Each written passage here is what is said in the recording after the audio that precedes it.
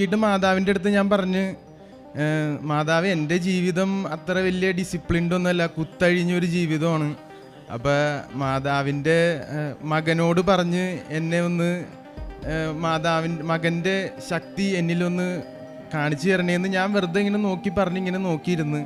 കുറച്ചു നേരം കഴിഞ്ഞപ്പോൾ ഞാനറിയാതെ തന്നെ വിങ്ങിപ്പൊട്ടി കരയണേയിരുന്നു ആ മൂലയ്ക്ക് ഇരുന്ന്. അപ്പം എൻ്റെ അമ്മ ഇങ്ങനെ നോക്കിയിട്ട് പറയാണ്, ഇതെന്ത് പറ്റി, ഇവനെന്ത് പറ്റി?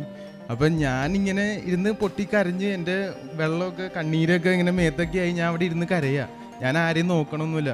ഞാൻ അതുവരെ ചിന്തിക്കുമായിരുന്നു പലരും ഇവിടെ പള്ളിയിലൊക്കെ വന്ന് എങ്ങനെയാണ് കരയണമെന്ന്. പക്ഷേ അന്ന് എനിക്ക് മനസ്സിലായി, ഈ ചുറ്റുവട്ടം, ഈ കലവൂര് കൃപാസനം എന്ന് പറയുന്ന ഈ അത്ഭുത സ്ഥലത്ത് മാതാവിൻ്റെ ഒരു പ്രത്യേക സംരക്ഷണമുണ്ട്, മാതാവിൻ്റെ പ്രത്യേക ഒരു സാന്നിധ്യമുണ്ട്, ഈശോയുടെ സാന്നിധ്യമുണ്ട്.